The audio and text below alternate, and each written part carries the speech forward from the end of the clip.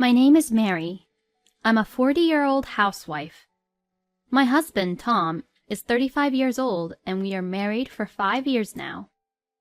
We have been living happily with just the two of us. My mother died very early, and since then, my father has raised me as a single father while he was a full-time worker. I was worried for my father that he would be alone if I get married, so even though I was dating someone, it was very difficult for me to make the decision of getting married. So every time I hesitate about getting married, he would think that I am too busy being on the internet. It was then that I met my current husband, Tom. My husband, Tom, understood that I cared about my father and even said that if I wanted to, we could live with our father when we got married. That was the deciding factor in my decision to marry Tom. My father was very happy for me when he heard that I was getting married to Tom. I am very happy for you, Mary. I am sure that your mother is happy for you too. Don't worry about me.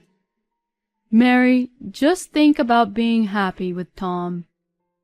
Tom, please take care of my precious daughter as well. Please make her happy for all the hardships she had to endure since I was a single father. Although my father had never mentioned it before, he was worried that his daughter was being turned down for marriage because she's being raised by a single parent, or that she was unable to marry because she was concerned for him.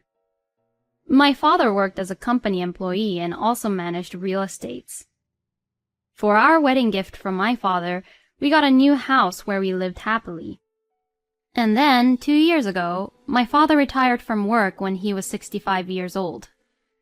After he retired from work, my father became less energetic and grew old. So, I started calling my father's house at a certain time every day and visited him at his home quite frequently to check on my father. When my husband's department at work changed, he started to work more overtime, and I started visiting my father's house more frequently. One day, when I couldn't reach my father when I called him at the usual time, I became very concerned and decided to go check on him. When I went there, I found my father collapsed in the bathroom.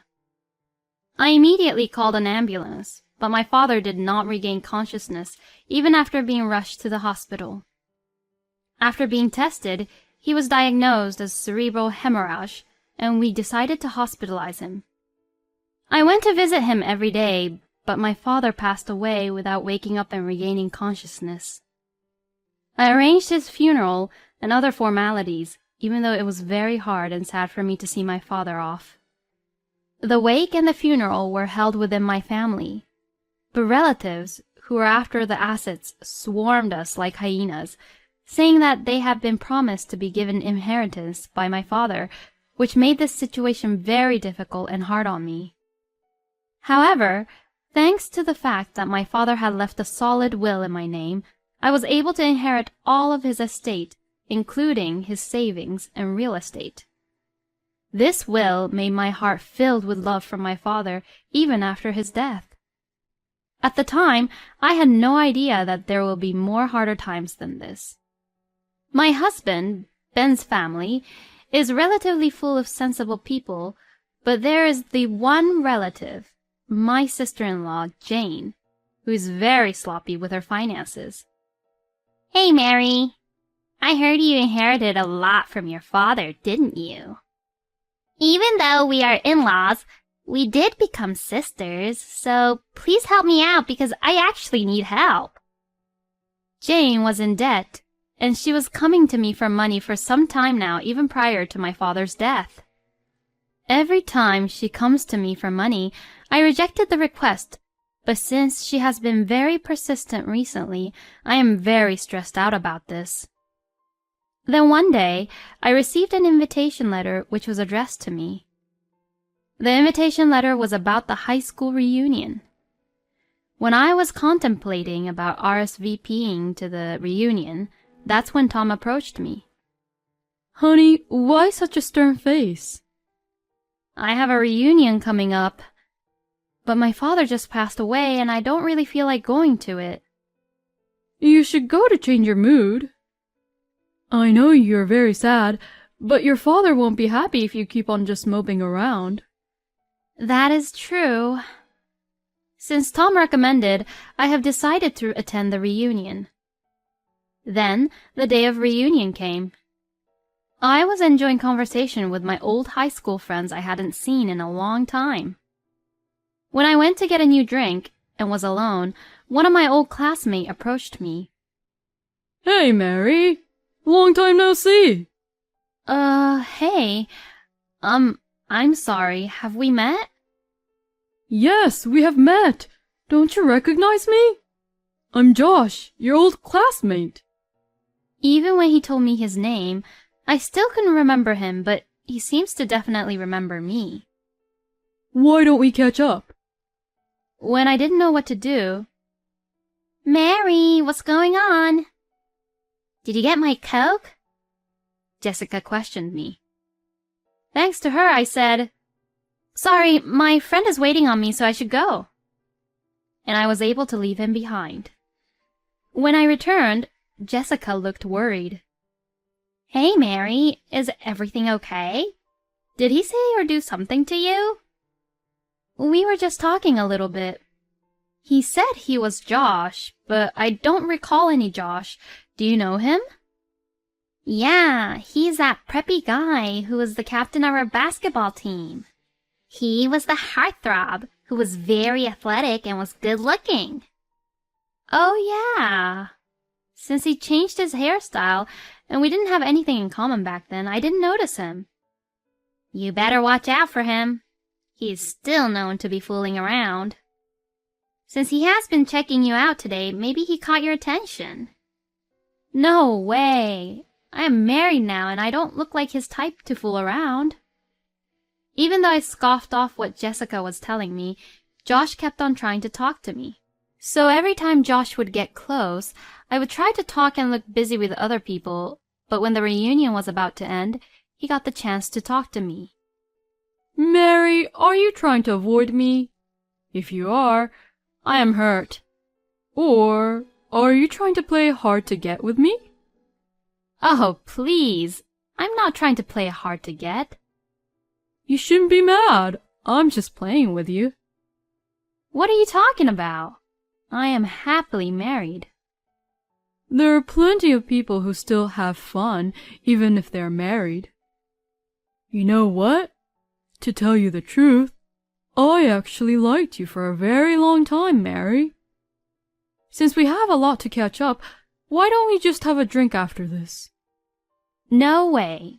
If you want to drink, why don't you go to the after party with everyone for it? I was able to cut him off and catch a taxi to return home. I thought I will never see Josh ever again. However, more outrageous situation was awaiting for me after this. The next day, when I was working at the diner for my part-time job, a man I have seen before has entered the diner. I got a glass of water to wait on him when I realized it was Josh who came to the diner. What are you doing here? Wow, what a coincidence. I am very lucky to see you here, Mary. Are you kidding me? Who did you find out from that I was working here? First, can you get my order? I would like to have 1 cup of coffee. I reluctantly took the order and served him his coffee. After finishing this coffee, just leave. It says I can have seconds for free. Let me enjoy my time here. After drinking and finishing his 3rd coffee while talking to me, he finally decided to pay. I was very relieved when he was finally leaving, but Josh didn't take the hint and told me, I like this place. I will come to get my coffee here more often now. After he said this, he left the diner. Since I was just a part-time worker at this diner, I couldn't ban him from coming to the diner, and from that day, he started to come to the diner every day. I talked to my boss about it, but since Josh was just talking to me and wasn't causing any trouble, he couldn't do anything about it. I wanted to tell Tom about it too, but lately, he has been very busy with work that I couldn't tell him about Josh. Some days later, I had a day off from my part-time job. Since I didn't have to see Josh's face because of my day off, I was very happy. But then, when I returned from my shopping, I was very shocked. Mary, welcome back. You were gone for a very long time. Josh was in front of my house. Why are you in front of my house? How did you find out where I live? Because we are soulmates. I know where you are. Stop freaking me out and please leave. You are cold-hearted. You should choose me instead of your husband, who is always not at home because of work all the time. I will and can give you good times. As he said that, Josh hugged me from behind. A chill ran down my spine, and I couldn't take it any more of this from Josh. I found myself pushing Josh away. Then, a few days later, on a rare occasion of when Tom was at home, my sister-in-law, Jane, came to visit. Tom said, "We need to talk," and had a very serious face with Jane beside him. "I had the feeling that you were acting very weird after that reunion and then realized. You are seeing someone else, aren't you?" Huh? What are you talking about? Don't pretend you don't know what we are talking about. We have evidence. Jane got out an envelope, which she turned upside down in front of me. Then, from the envelope, tons of photos of me and Josh pictured together fell. The pictures of us together at the reunion, and the pictures of us together at the diner. And also the picture of Josh hugging me right in front of my house.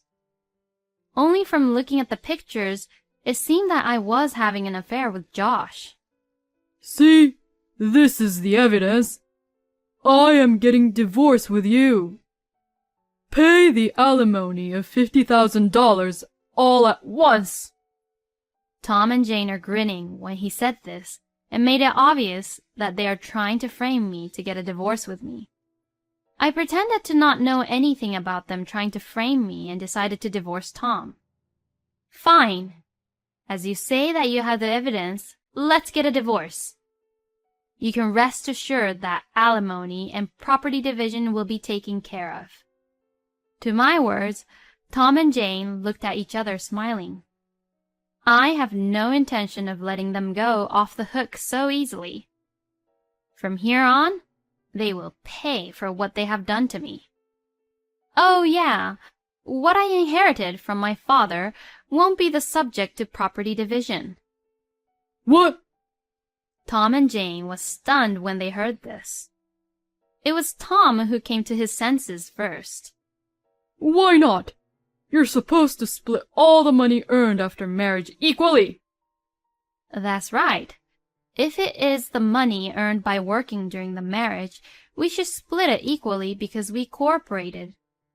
But the property I inherited from my deceased parents wasn't acquired through the cooperation of you, was it? The property I inherited is called separate estate, which is not the subject of splitting it equally. Didn't you know? That's too bad, since you were only just after my inheritance. "What?" Do you want to know why I know this? Josh, who is in all of these photos, told me everything. The day Josh came to my house, I called the police on him. He was warned by the police, and after that, very next day, he got scared and he came back to see me. "I am very sorry. Jane, my coworker asked me to flirt with you." Josh got down on his knees to apologize and started to talk about everything he knew. To my surprise, Jane was the coworker who had asked Josh to do so. When Jane heard about the reunion from Tom, she asked Josh, Hey, Josh, are you attending the same reunion as Mary is attending? If so, could you set a honey trap on her for me? If my brother can get a divorce from Mary, then Tom will get property division, and if all goes well, you will get your share for helping us out. By promising his share, Jane was sure that Tom and I will get a divorce.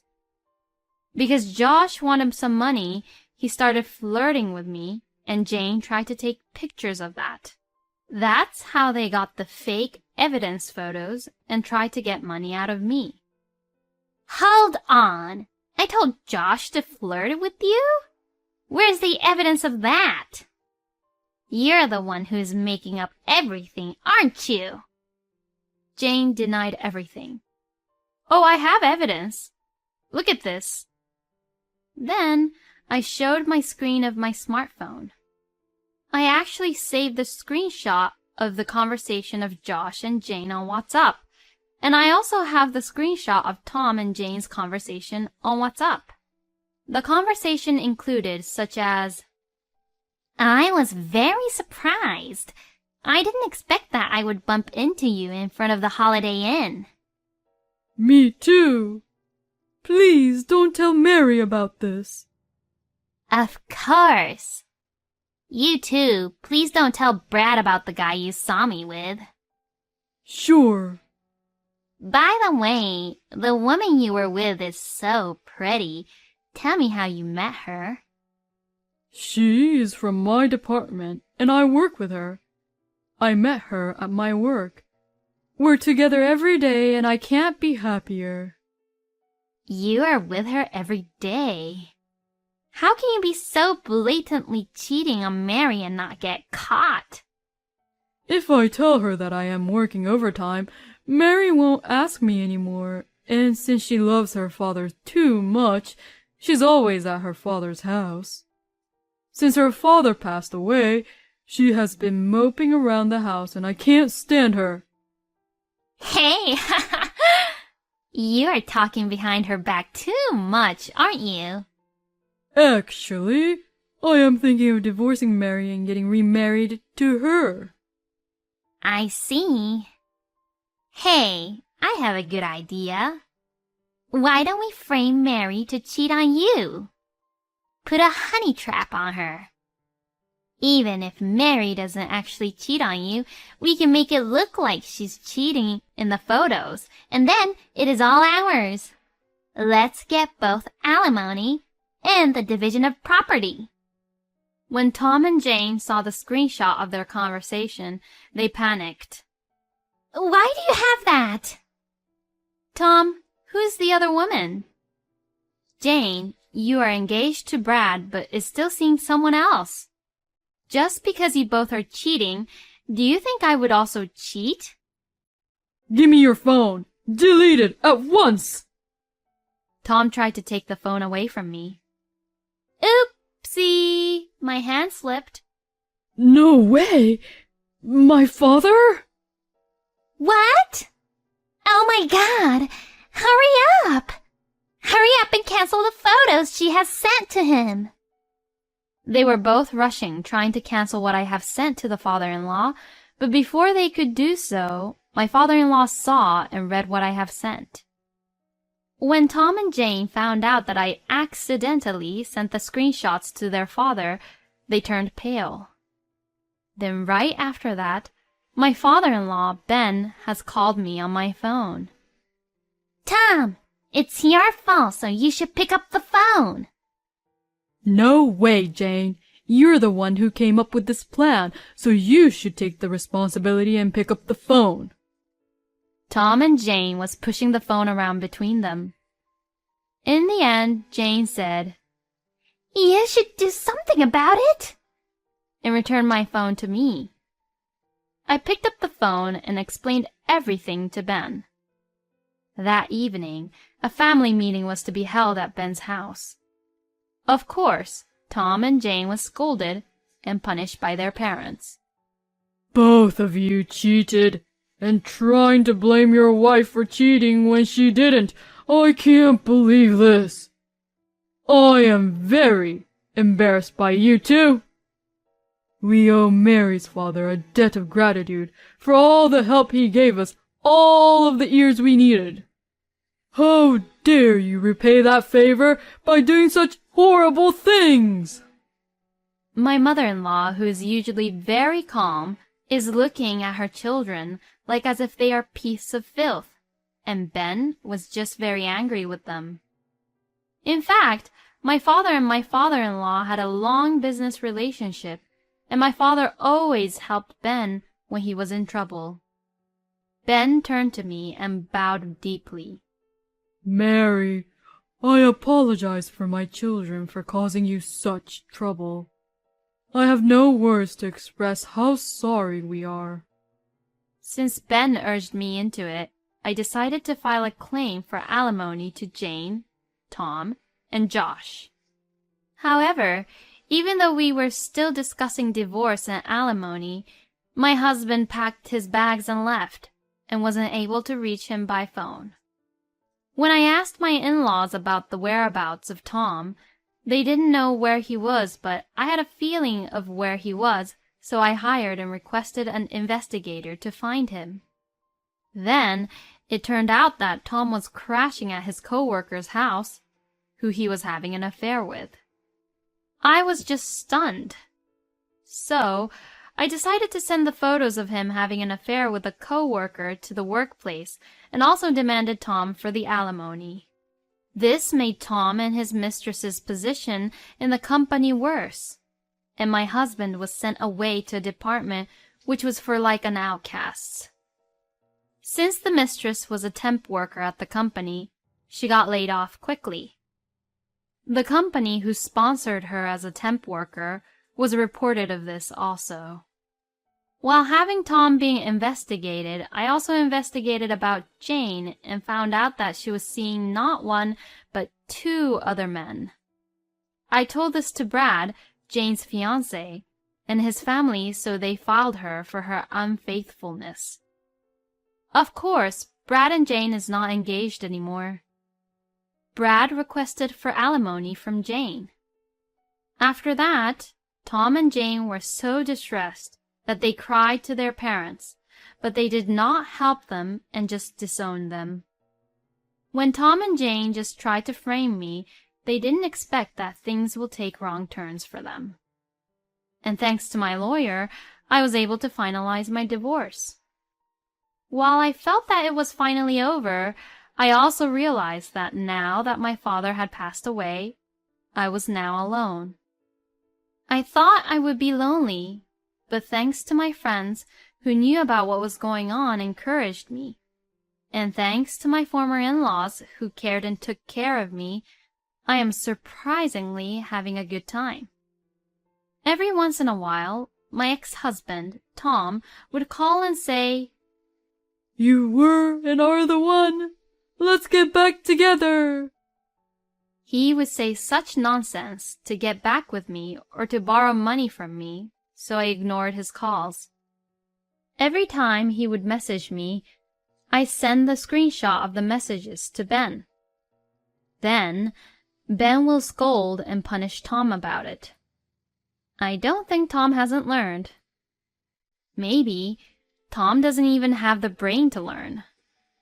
Since then, Josh doesn't show up to my diner anymore, and since now I am single and not dependent to anyone, I decided to work as a full-time worker. From now on, I will work harder than ever while managing the assets my father left me.